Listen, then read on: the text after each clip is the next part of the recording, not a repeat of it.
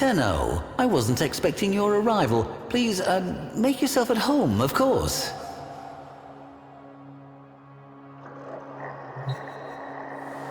Grendel. Primal. Insatiable. And, as this exhibit will demonstrate, a creature of surprising compassion.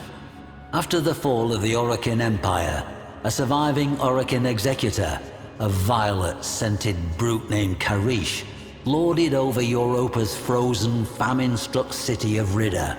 Save within his walled manse, the moist and loathsome Karish lived a lavish life, while his frail citizens obeyed every edict in the hope of receiving his pre-masticated table scraps. As the city starved beneath him, Karish commanded yet another feast for himself and his gluttonous sycophants. 12 courses for each of his 12 grafted digestive sacs, and one uninvited guest.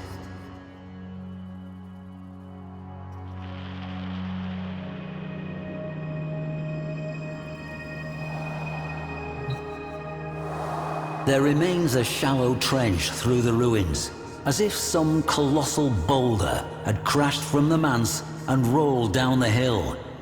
But what if it had rolled up? Imagine, if you will, Karish's Dax on the day, peering out, dumbstruck by what they saw. They readied no blade, sounded no alarm, as the expanding orb of gristle hurled toward them. And then, in a spasm of giblets, Grendel was before them, his cutlery in hand. The Masseter.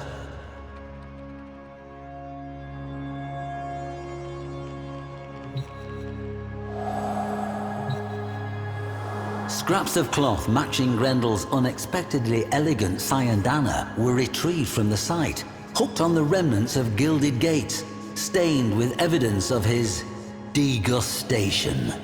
Indeed, most of the Orokin hangers-on who attended the feast became it, and Karish himself fled shrieking into the hills of Ridda as fast as his 12 exosac levitators would carry him.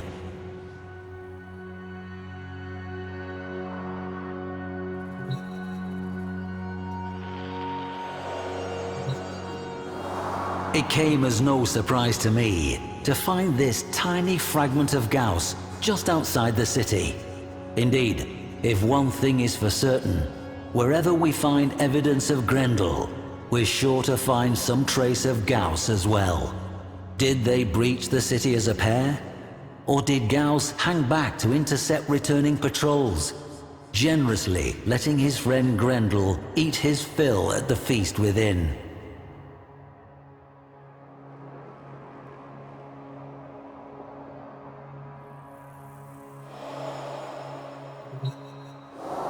Note the open face, almost more like design. A fitting visage for one of such singular, rapacious predilections. Grendel may hunger, yes, but not with the excesses of gluttony, not when others are in need. Oral history tells of Grendel, newly engorged from his repast, rolling through the miserable slums of Ridda, reinvigorating the sick and the lame, the hungry and the dying, with the power he had stolen, consumed, from their oppressors.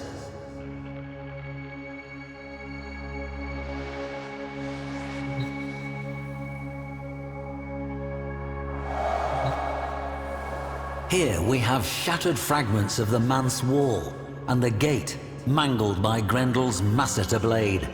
One can almost see the city's masses, newly rejuvenated by Grendel's healthful blessing, storming the manse.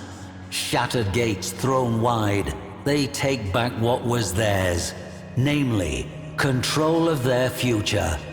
See here the scattering of genuine Orokin dinnerware. Worn with time, these must have been used for countless meals, as the people of Ridda bravely weathered the dark times ahead.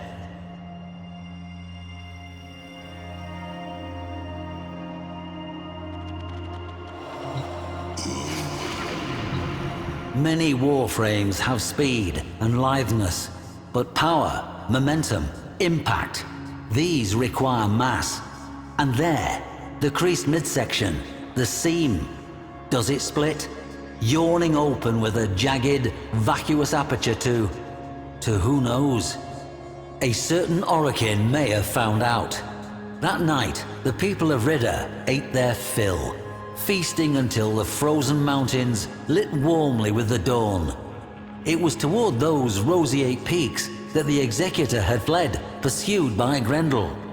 What his fate was, I cannot say. But as the people feasted, so the story goes, they were suddenly struck silent by a strange, deep sound. A rumble carried from mountain to mountain. A single, satisfied belch.